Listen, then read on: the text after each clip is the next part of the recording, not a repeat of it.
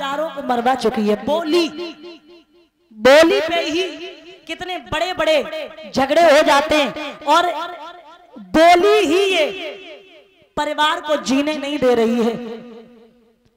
परिवार को खा रहा है। तो याद रखना, लिखा है महाराज, अब उस महाभारत के युद्ध में अगर द्रौपदी वो कट वचन नहीं बोलती तो शायद है महाभारत का युद्ध नहीं होता।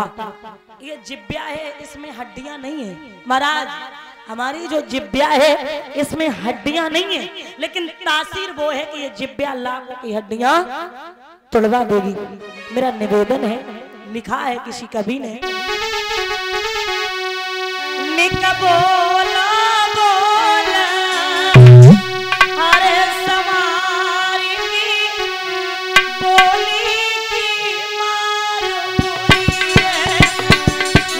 बोला बोला सवारी की बोली की मार पूरी है।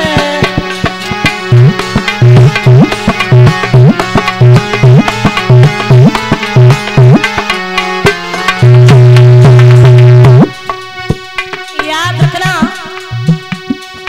अगर द्रौपदी अपनी इस जबान से दुर्योधन को ऐसा न बोलती तो शायद है महाभारत का युद्ध नहीं होता।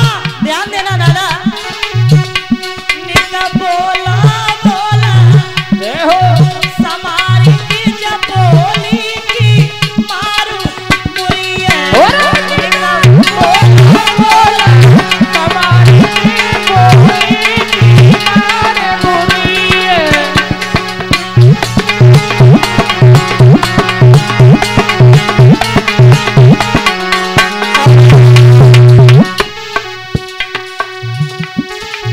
घर घर में हुई जात लड़ाई, घर घर में हुई जात लड़ाई, दुश्मन बनिए भाई भाई, दुश्मन बनिए भाई भाई। घर घर में हुई जात लड़ाई, दुश्मन बनिए भाई भाई। घर घर में हुई जात लड़ाई, दुश्मन बनिए भाई भाई। गए ना सब परिवार बोली की मारू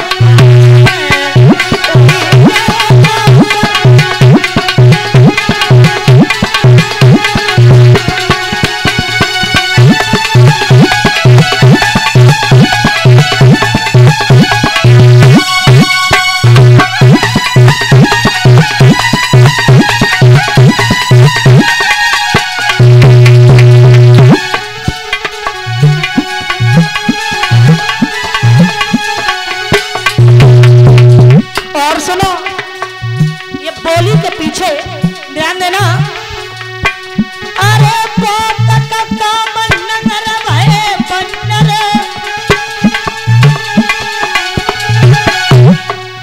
तेग तीर और चलिए खंजर, तेग तीर और चलिए खंजर। ए पोतक का मनगर भय बन्नर, तेगा तीर और चलिए खंजर।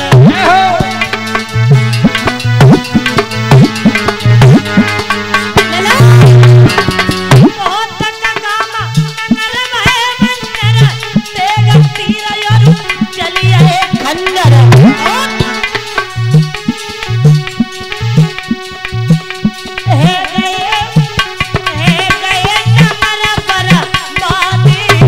बोली की मारू बुरी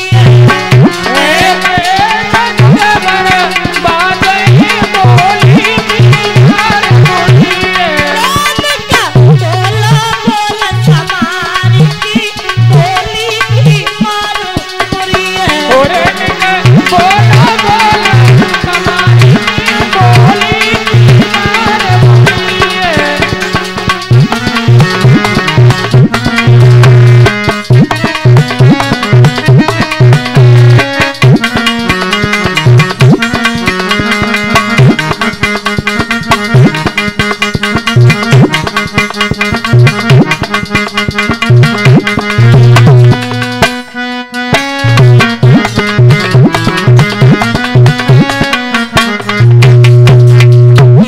श्रोता बंधु, आज इसी समय महाराज दुर्योधन ने ये शब्द सुना, घर पे चला आया और कहा खाना तब खाएंगे, पानी तब पिएंगे जब इस बात का बदला ले लेंगे। पूरी रात हो गई, नींद नहीं आई। सुबह हुआ, सुबह जैसे ही हुआ है वैसे ही मामा शकुनी पास में आए और देखा, जवाब दिया और कहा क्या बात है, क्या भोजन नहीं मिला, बिस्तर नहीं मिला, पानी नहीं मिला, किसी ने सताया है, मारा है, आंखों में लाल डोरे क्यों हैं? बोले सब कुछ मिला, लेकिन आज हमें पूरी रात नींद नहीं आई। क्यों नहीं आई? बोले अब हमें सुखी नींद तो तभी आएगी जब पांडवों का विनाश हो जाएगा। बोले अगर विनाश चाहते हो पांडवों का तो मैं तुम्हें बता दे आसान तरीका। यहाँ जितने भी भाई बैठे लिखा है कि अगर जो इंसान, जब भी किसी इंसान का अक्सर करके विनाश होता है तो इन्हीं कारणों के पीछे। वो क्या है विनाश के लक्षण? एक शराब, एक सट्टाबाजी और एक जुआ। शराब और सट्टाबाजी और जुआ, ये तीन ऐप जिस किसी के अंदर आ गए वो समझ जाए कि जिंदगी ज्यादा दिन की नहीं है, कोई भविष्य नहीं अब तुम्हारा। महाराज लिखा भी है कि चरकी न खेती मेड़ पे कुआ, और कमी है लागान बेदखल कैसे हुआ। पीनी थी शराब खाए थे पुआ, राखी थी रंडी खेलो तो। ये क्या है? बर्बादी के लक्षण। इसलिए जवाब दिया, एक काम करो, पांडवों को दावत दो, यहाँ बुलाओ, और जब पांडव यहाँ आ जाएं तो तुम एक काम करना, जुए का खेल रख देना, और हम ऐसे पासा फेंकेंगे पांडवों को हरा देंगे, और फिर तो युद्ध होना ही है। महाराज जैसे ही पांडव आए, भोजन कराया, और जब भोजन कराया दुर्योधन ने जवाब दिया धर्मराज युधिष्ठिर को, एक काम करो, थोड़ा मनोरंजन हो जाता। बोले क्या मनोरंजन? अरे हम ये सोच रहे जुए का खेल हो जाता। धर्मराज युधिष्ठिर ने जवाब दिया पागल हो गए क्या? जुआ खेलना तो पाप है, जुआ नहीं खेलेंगे। जवाब दिया कैसी बात करते हो, हम सच्चल नहीं हम झुट्टल खेलेंगे। बोले सच्चल खेलो या झुट्टल, लेकिन पाप तो होता ही है। अच्छा भीम थोड़े तामसी स्वभाव के थे महाराज। भीम ने जवाब दिया, ए मामा अरे हम खेलेंगे, खेलो। क्यों नहीं खेलेंगे? जुए का खेल रखो, हम खेलेंगे, कौन मना कर रहा है, खेलो। उसी समय आज क्या हुआ है, भोजन कराने के बाद जुए का खेल हुआ। सर्वप्रथम पांडवों ने धन रखा, हार गए।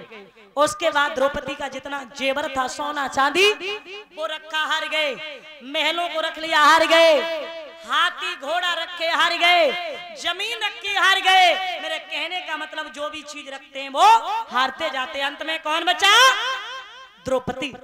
और जब द्रौपदी बची, द्रौपदी को भी दाय पे लगा लिया, इशारा किया जा अब उसे लेकर के आज में उसे बताएंगे कि मैं अंधों का अंधा हुआ, आंख वाला हूं, लेके आ। उसी समय श्रोता बंधो ध्यान रखना, जैसे ये सारा किया दूसरा सन पहुंचा, द्रौपदी अपने केसों को सुखा रही थी। कहा उस सभा में आपको बुलाया है। द्रौपदी ने जवाब दिया, उस सभा में बुलाया जहां मेरे 5-5 पति बैठे। हरे जिस स्त्री के 5 पति बैठे हो उस जगह पत्नी की क्या आवश्यकता है? मेरी वहां कोई जरूरत नहीं है, चले जाओ। मैं नहीं जाऊंगी। लेकिन दूसरा सन्यास केसों को पकड़ा और घसीट करके ला करके सामने खड़ी कर दी। और जब खड़ी कर दी तो दुर्योधन ने कहा और जवाब दिया, ये वही द्रौपदी है जो एक दिन कह रही थी अंधों के तो अंधे ही पैदा होते। अरे खींच इसकी साड़ी को। और याद रखना दादा क्या जवाब दिया, ध्यान देना। अरे कह रहो अभिमानी, जय हो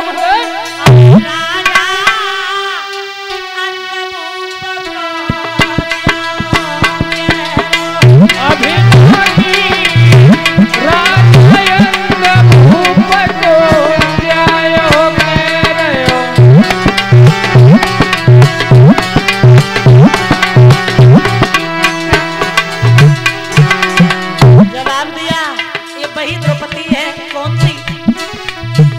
एक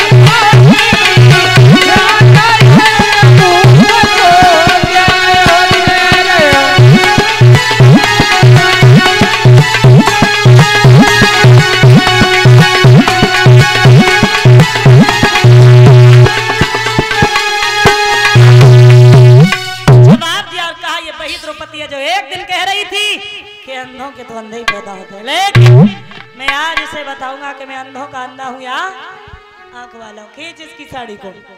याद रखना श्रोता बंदो, दूसरा सन जिस समय साड़ी को खींच लगा, मैया द्रौपदी देख रही है, द्रोणाचार्य, कृपाचार्य, पितामह भीष्म, पिता गांधार सब बैठे, लेकिन कोई भी कुछ नहीं बोल रहा है, कोई भी कुछ नहीं बोल रहा है। मैया विचार करने लगी है क्या होने वाला है मेरे साथ, क्या होने वाला है मेरे साथ।